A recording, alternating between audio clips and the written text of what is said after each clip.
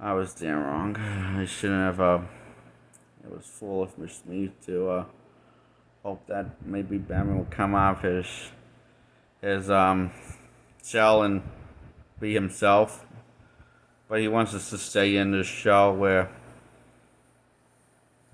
not be himself, but just be a fad. Just doing what's popular, what the people want. Be the people's puppet. Not he doesn't want to break free from his strings because he's afraid that people won't love him. Well, I have to tell if he does that, break free from his strings and goes in live action out and not kill people and not let people get killed, even though he does want them to die. He doesn't do it. It maybe there's still hope for me for Batman. I'm hoping that this Batman film's good. I'm hoping that he's the real deal. Or I'm hoping he's classic Batman. All of the other ones, Batman's in live adaptation, they were the real deal, but they were never classic Batman. Although there were two in the past that were classic Batman. But that was a long, long time ago, and I'm going to show you where they lie.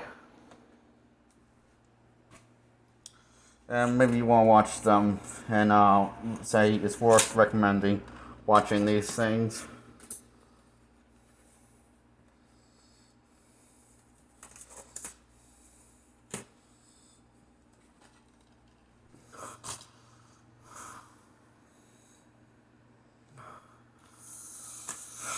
"1943 Batman", all 15 episodes.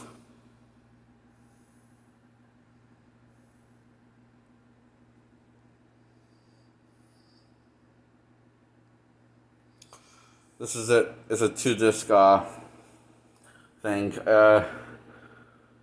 What's that? This to me is. You know, I guess I'm saying I can't believe I'm saying this, but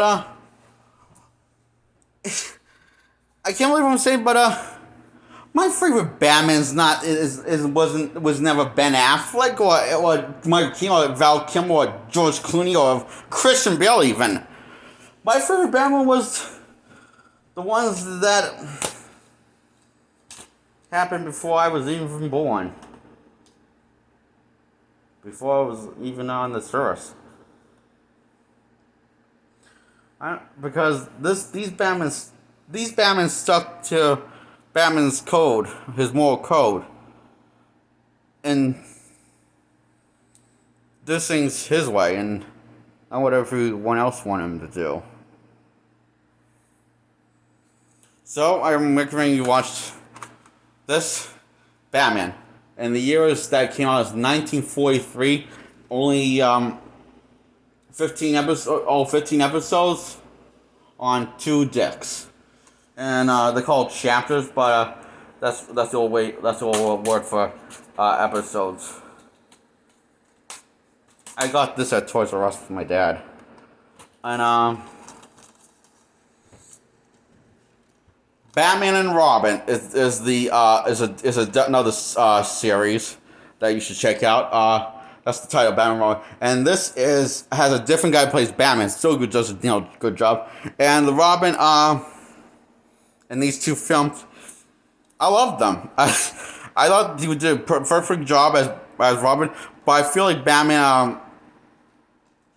It felt like Batman and Robin and these leaped off the pages. Their personalities outside of the costumes,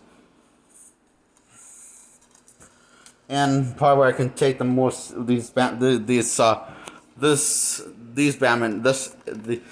why I can take these two more seriously than any cinematic adaptation of Batman today.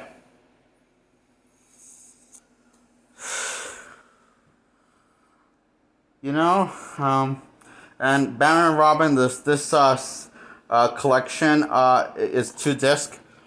This is 2 disc also, and it aired in theaters. Both aired in theaters. It was they called them serials, not the kind you eat. Spelled different, and they would call the episodes instead of episodes chapters for these two things.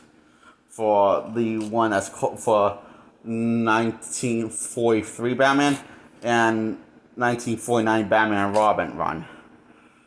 I enjoyed this one a lot more.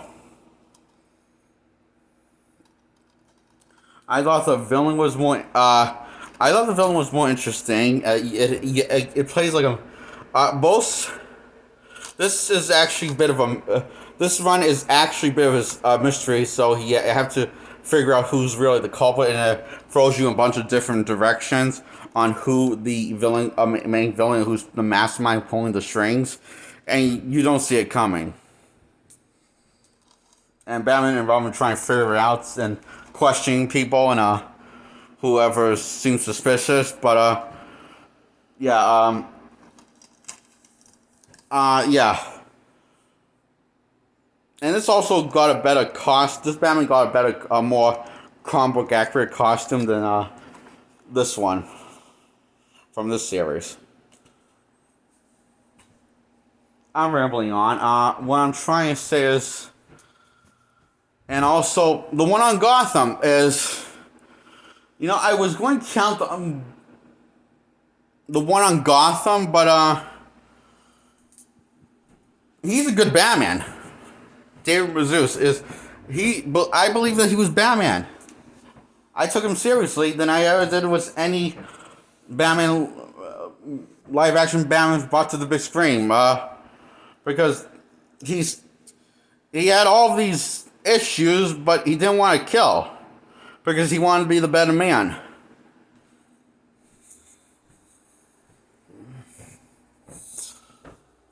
I'm not sure if I'll ever get that Batman on screen. Kind of given up on him. Maybe this will, but I'm hoping this will change my faith for the better.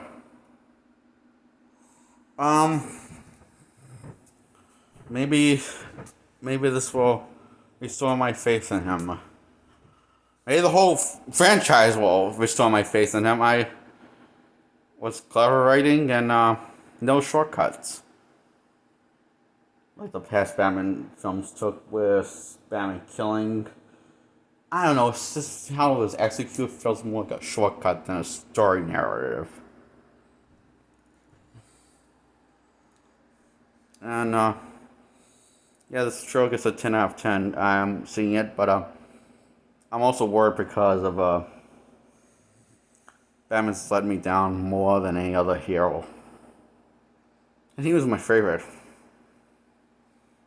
I mean, I still like all the Batman that are lethal and killing, but for some reason, there's something about the Batman killing doesn't seem as timeless, or as watchable, or as memorable, or as interesting, or as complex, or as deep. It feels like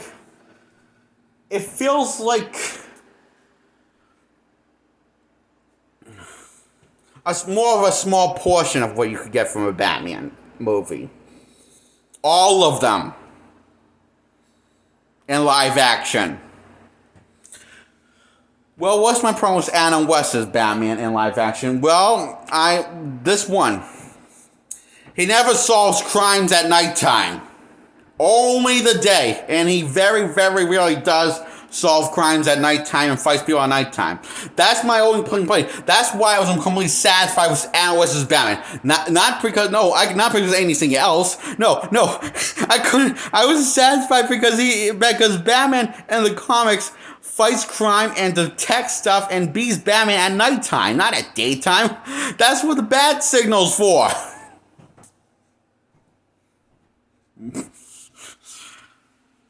I feel great I got all that out of my chest.